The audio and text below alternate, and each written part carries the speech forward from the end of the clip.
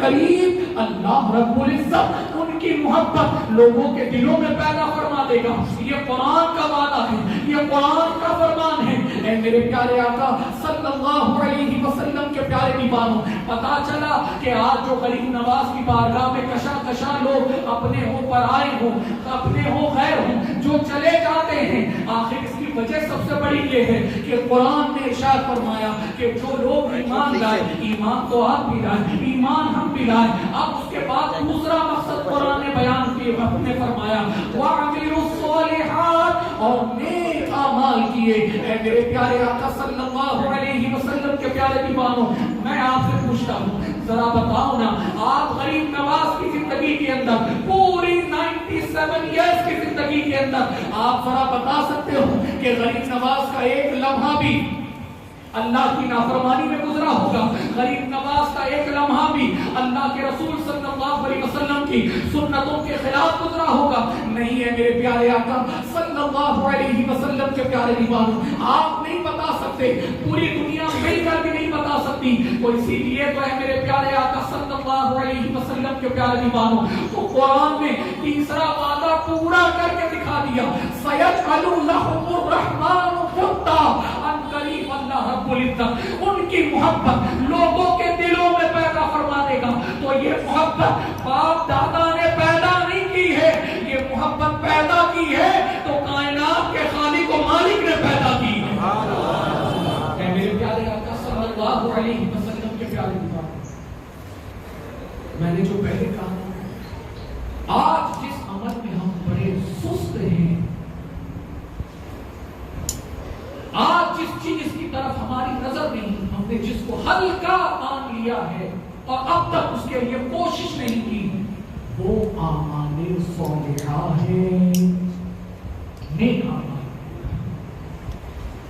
سورہ بینہ کی غالباً آیت مبارکہ ہے, ان الذین آمنوا وعملوا الصالحات اولئک هم خیر البریہ, کہ بے شک جو لوگ ایمان لائے, اعمال صالحہ کیے,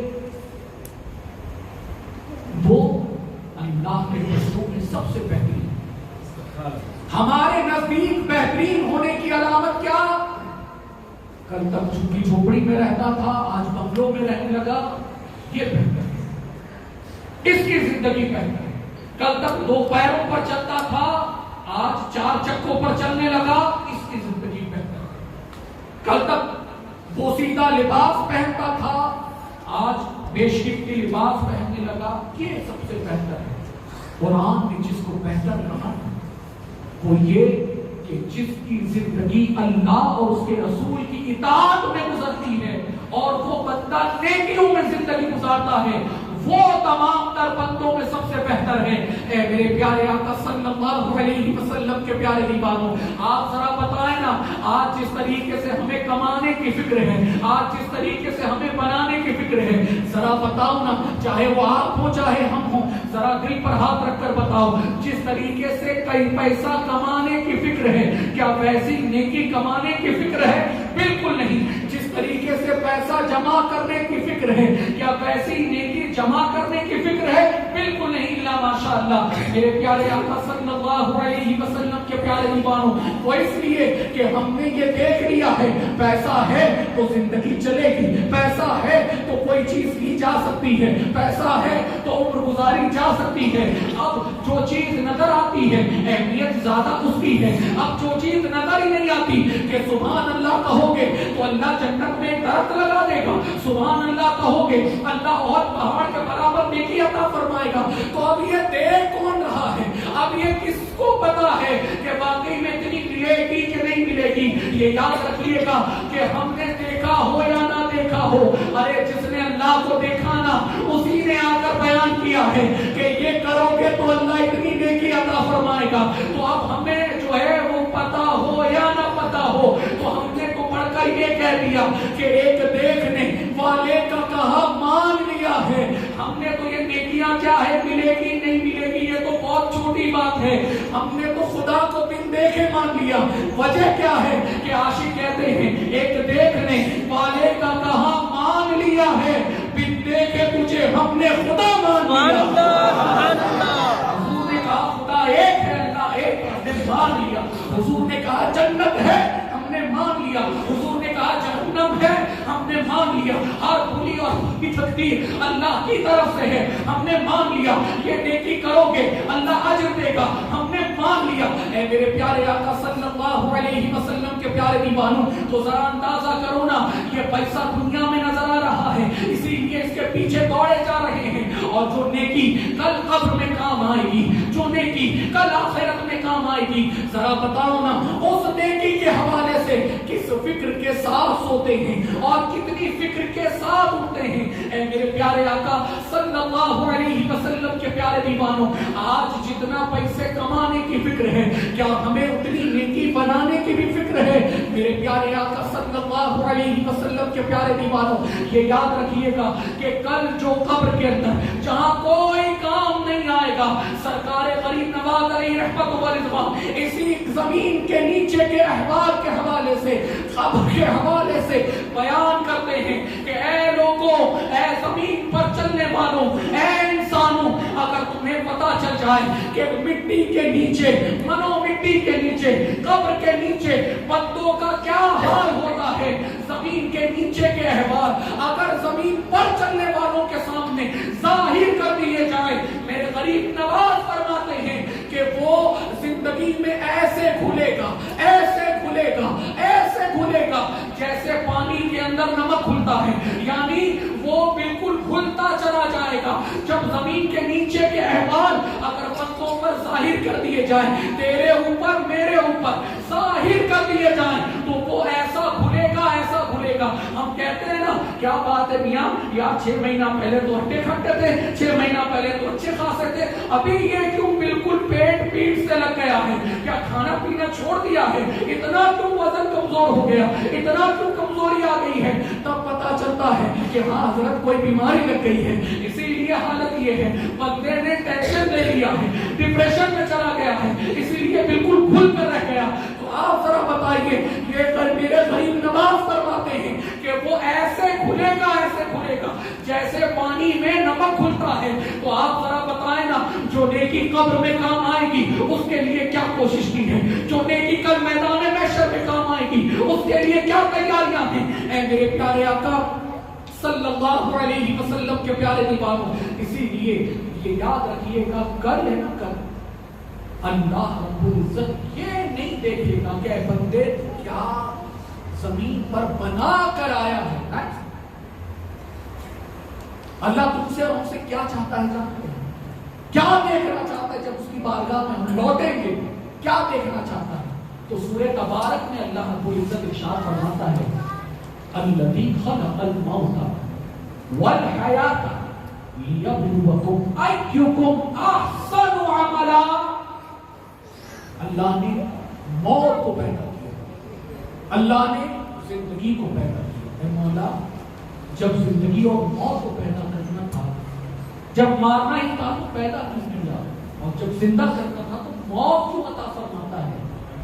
آخر اس زندگی کا مقصد کیا؟ کہ سنو، ایک 70 سالہ 80 سالہ زندگی کے اندر، 70-80 سالہ زندگی کے اندر اللہ کیا دیکھے گا چاہتے ہیں؟ لیبلوکم ایکم احسن عملا۔ جب تو رب کی بارگاہ میں لوٹے گا تو تیرا رب یہ دیکھنا چاہتا ہے کہ تو اس کی بارگاہ میں کون سا نیکیوں کا ذخیرہ لے کر آ ہے۔ میں آپ سے پوچھنا چاہتا ہوں، آپ کی تو 40 ہیں، آپ کی اس سے زیادہ ہوں، آپ کی تو بہت زیادہ ہوں، آپ ذرا بتائیے ہم نے نیکی کتنی جمع کی؟ ابھی ہمارے کل ایک دوست بتا رہے کہ یار والد صاحب 85 کی عمر کو پہنچے، 85 کی عمر۔ حالت یہ ہے، اٹھاؤ تو اٹھیں گے، بٹھاؤ تو بیٹھیں گے، کھلاؤ تو کھائیں گے، پلاؤ تو پیئیں گے، یعنی خود سے کچھ کر نہیں سکتے۔ تو ذرا بتاؤ کہ یہ بڑھاپا تو تمہیں نیکی کرنے دے گا نہیں، بچپن میں تو تم نے نیکی کی نہیں، تو اب جوانی میں گناہوں میں زندگی کیوں گزار رہے ہو؟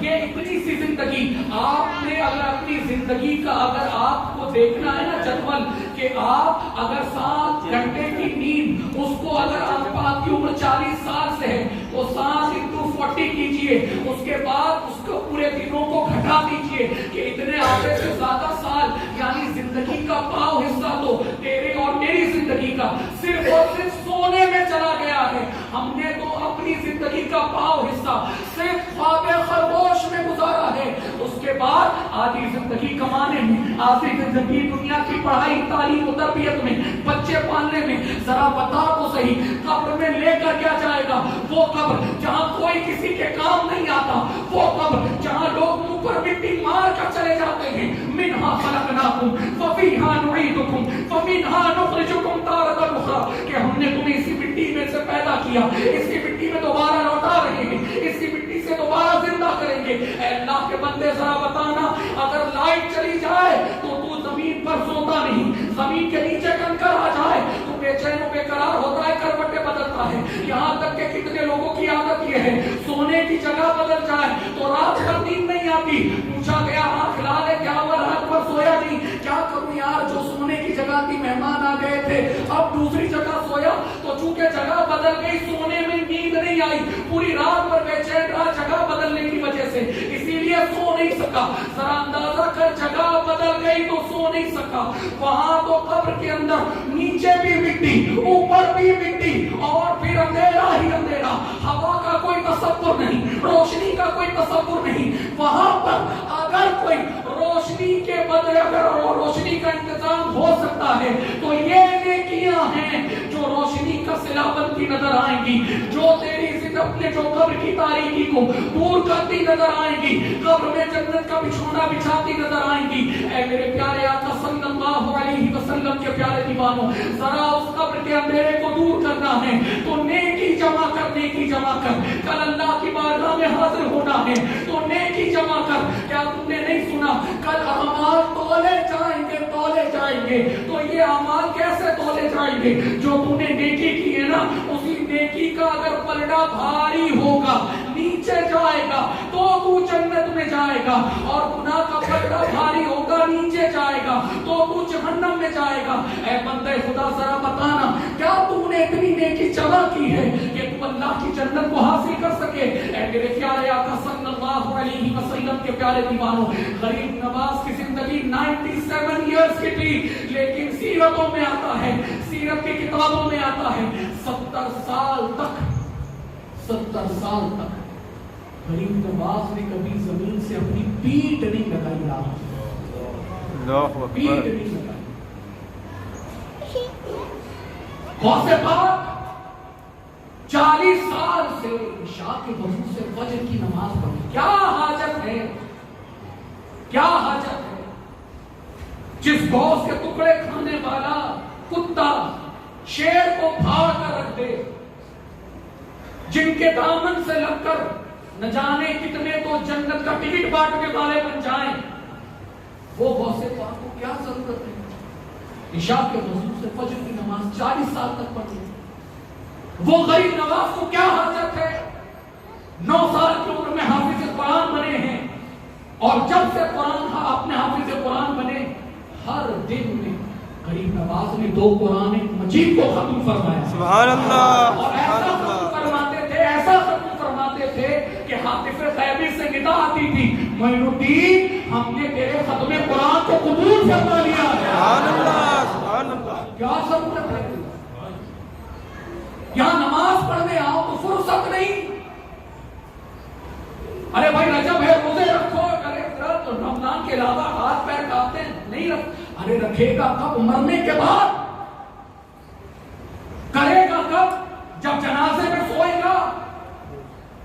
کب زندگی بدلے گی ذرا بتاؤ، کب زندگی بدلے گی؟ میرے پیارے آقا صلی اللہ علیہ وسلم کے پیارے دیوانوں، حضرت داؤد علیہ الصلوۃ والتسلیم نے جب اللہ کی بارگاہ میں یہ دعا کی، اے اللہ جس پر بندوں کے اعمال تولے جانے ہیں، میزان میں وہ دیکھنا چاہتا ہوں کہ وہ تیرا میزان ہے کیسے، تو حضرت داؤد علیہ السلام کو جب وہ میزان دکھایا گیا،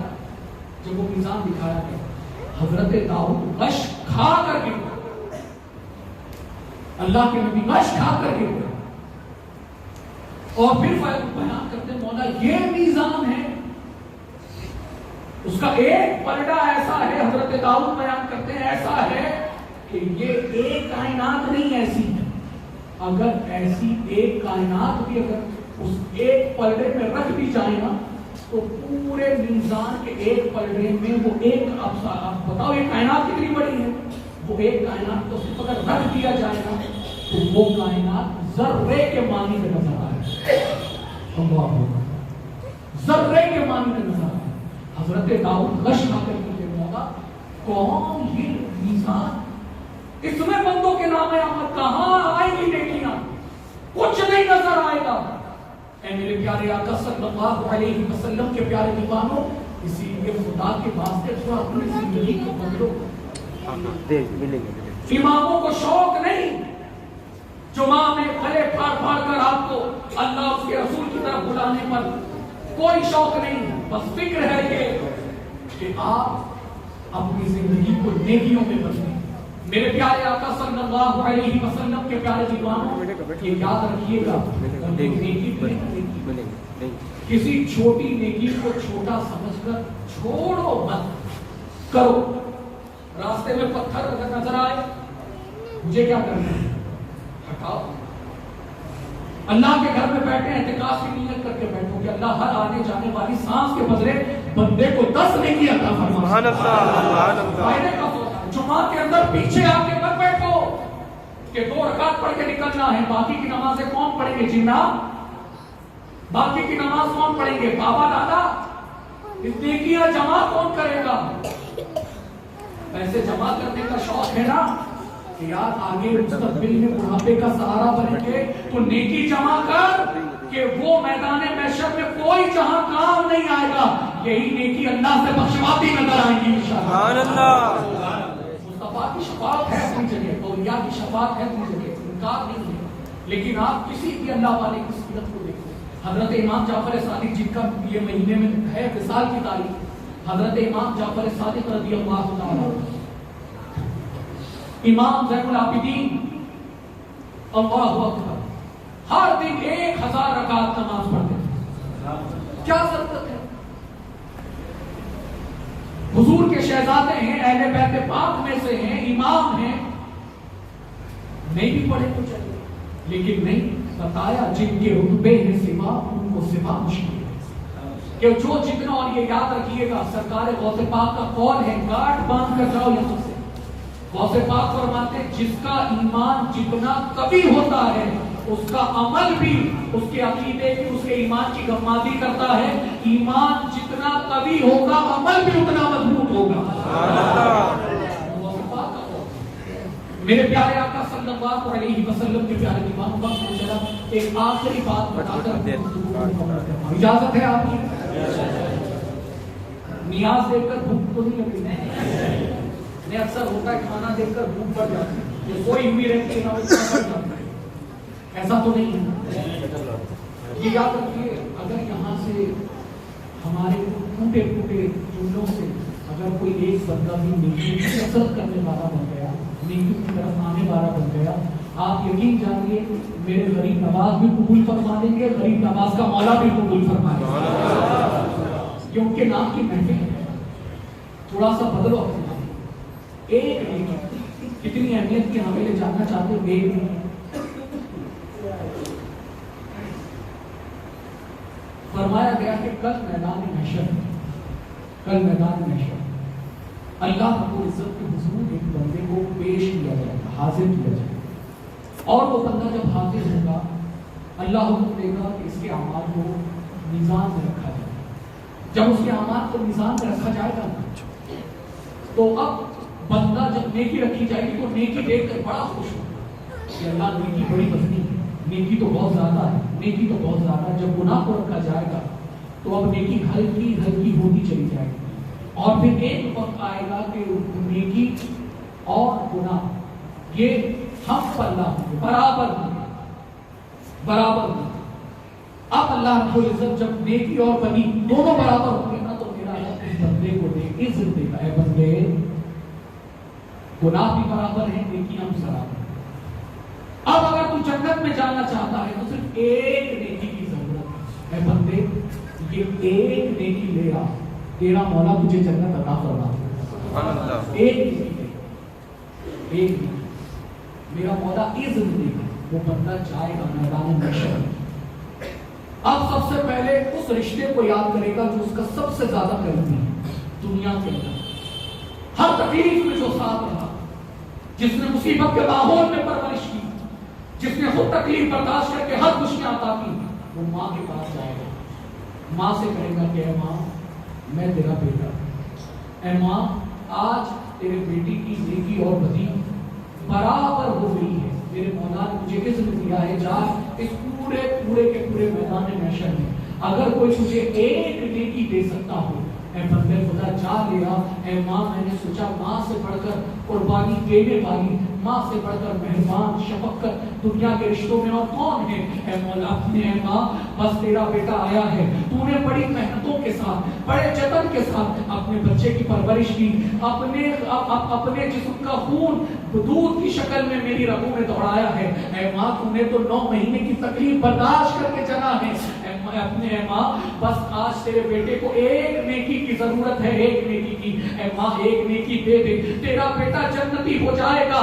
تو ماں کہے گی جا جا, میں تجھے نہیں پہچانتی, میں تیرے کسی کام نہیں آ سکتی, میں تو آج اپنے لیے پریشان ہوں. اللہ اکبر.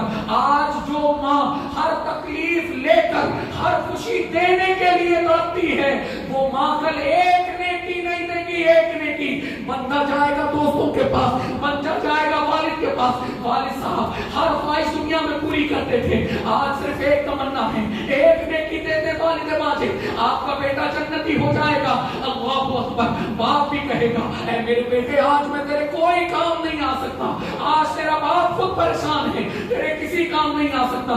کل جو دوست 10 بولنے پر 10 دیتے تھے, 20,000 مانگنے پر 20 دیتے تھے, کل وہی دوست کے اپنے دوستوں کے پاس جائے گا, دوستوں سے کہے گا اے میرے دوستوں کل دنیا میں جو مانگتا تھا دے دیتے تھے, آج صرف ایک نیکی کی ضرورت ہے, ایک نیکی دے دو, ایک نیکی. تمہارا دوست جنتی ہو جائے گا. دوست بھی منہ پھیر دیں گے, آج تو خود ہمیں اپنی فکر ہے, ہم تیرے کام نہیں آ سکتے. اے میرے پیارے آقا صلی اللہ علیہ وسلم کے پیارے دیوانوں, جنت بالکل قریب تھی, ایک نیکی کی وجہ سے بندہ جنت میں جانے سے دور رہا. اللہ اکبر. جانتے ہیں جب ہر کسی کے پاس جا کر بندہ محروم ہو جائے گا, نا امید ہو جائے گا کہ اب تو یہاں کوئی ایک نیکی دینے سے رہا اور میں اللہ کی بارگاہ میں پیش کرنے سے رہا, جنت میں جانے سے رہا, جب بندہ نا امید ہو کر بھٹکتا بھٹکتا ایک بندے سے ملاقات کرے گا. اب یہاں پر آپ کو بات سمجھانا بس یہی مقصد ہے کہ آج اگر یہاں پر اگر 1 روپیہ نہ ہو تو ٹکٹ نہیں ملتی, وہاں پر ایک نیکی نہ ہو تو اللہ اکبر. آپ ذرا بتائیں نا, جنت نہیں ملتی. جنت یہ نیکی اتنی اہمیت کی حامل ہے. اور جانتے ہیں میرے پیارے آقا صلی اللہ علیہ وسلم کے پیارے دیوانوں, اس نیکی میں پاور کتنا ہے. اس نیکی میں پاور یہ ہے کہ حضرت عباس رضی اللہ تعالیٰ عنہ غالباً ان سے میرے آقا نے فرمایا کہ جب بھی کوئی گناہ ہو جائے تو فوراً نیکی کر لیا کرو. یا رسول اللہ گناہ ہو جائے تو نیکی کرنے کی کیا وجہ ہے, توبہ کرنی چاہیے. اللہ اکبر. آج ہمارا اور آپ کا تو یہ معاملہ, لیکن نیکی کا پاور دیکھو کیا ہے. میرے آقا فرماتے ہیں کہ جب بھی بندے سے گناہ ہو جائے بندے کو چاہیے کہ فوراً نیکی کر لے. کیا ہوتا ہے اس سے؟ میرے آقا فرماتے ہیں ان الحسنات یذہبن السیئات, کہ بندہ اگر گناہ کرنے کے بعد نیکی کر لیتا ہے تو اللہ رب العزت اس نیکی کے صدقے گناہوں کو معاف فرما دیتا ہے اور گناہوں کو بھی نیکی میں تبدیل فرما دیتا ہے. نیکیوں کا پاور دیکھنا ہے. آپ نے کبھی کبھی سنا ہوگا یا آپ کو کبھی بھی کبھی کبھی ایسا ہوا کہ گھر پر بڑے پریشان ہو کر آئے, امی آج تو بڑے حادثے سے بچے, اگر نہیں ہوتا نا پتا نہیں کیا ہوا, آج تو ایک بڑا حادثہ ہوتے ہوتے رہ گیا. امی پوچھتی ہے بیٹے ہوا کیا؟ بندہ تفصیل بتاتا ہے کہ اپنی بالکل سامنے ٹرین کی پٹری کراس کر رہا ہے, کان میں ایئر فون لگاتا, کہیں پر ذہن میں یہ تو اچانک یہ کہ نگاہ اٹھی تو فوراً ہٹ گیا، کسی نے ہاتھ پکڑ کے کھینچ لیا، پلیٹ فارم پر تھا، ٹرین کا انتظار کر رہا تھا، نگاہ اس طرف سے، ٹرین اس طرف سے آ گئی، وہ تو اچھا ہے کہ کسی نے ہاتھ پڑا کر کھینچ لیا، ورنہ آج تو آپ کا بیٹا رخصت ہو جاتا۔ تو جانتے ہیں بوڑھے گھر کے والد والدہ کیا کہتے ہیں، بیٹے کوئی نیکی آرے آ گئی ہوگی، کوئی نیکی آرے آ گئی ہوگی۔ پتا چلا کہ جس نیکی کو یہاں پر بیٹھ کر سبحان اللہ بولے میں جو بخل کرتے ہو نا، بخل نہ کیا کرو، اللہ کا ذکر زبان سے تر رکھا کرو، وہ اسی لیے کہ اللہ اسی نیکی کے صدقے بلاؤں کو دور فرما دیتا ہے۔ تو ذرا نیکیوں کی اہمیت کو سمجھو، سمجھو نیکیوں کی اہمیت کو، کہ بڑے بوڑھے کہتے ہیں امی آج تو کوئی نیکی کام آ گئی، ورنہ آج تو معاملہ بالکل گیا ہی تھا۔ تو یہ نیکیوں کی اہمیت کو سمجھو۔ تو اب واقعے کو پورا کر کے اپنی گفتگو کو، اور پھر آخر میں آج غریب نواز ہندوستان کے راجا کیوں ہیں قرآن کی روشنی میں سمجھا، اور اس بیان کو سے متصل سن۔ اب جب ایک نیکی کی وجہ سے بندہ محروم رہا، پورے میدان محشر میں باغ کے علاج کے لیے 5000 کم پڑ رہے ہیں، رشتہ دار نہ دے، دوست نہ دے، لیکن کبھی کبھی ایسا ہوتا ہے مسجد میں اگر امام صاحب ٹرسٹیوں سے مل کے اعلان ہو جائے 5000 کا انتظام ہو جاتا ہے کہ نہیں ہوتا؟ ایسے نہیں دے سکتے، بندہ قرض مانگے تو کوئی دیتا ہے کہ نہیں دیتا؟ یہ یاد رکھ، آج یہاں پر ہر کوئی مدد کر سکتا ہے، کرتا بھی ہے، لیکن وہاں پر کوئی نہیں کرے گا، کوئی نہیں کرے گا، دنیا کا کوئی رشتہ کام نہیں آئے گا، سب لوگ اپنے منہ پھیر کر نکل جائیں گے۔ آج تو ہم کو اپنی فکر ہے، آج تو ہم کو اپنی فکر ہے، لیکن جانتے ہیں آگے شاہ عبدالحمید دہلوی نے اس واقعے کو کتاب میں نقل کیا اور آگے بیان کرتے ہیں کہ ایک بندے سے ایسی ملاقات ہو جائے، وہ بندہ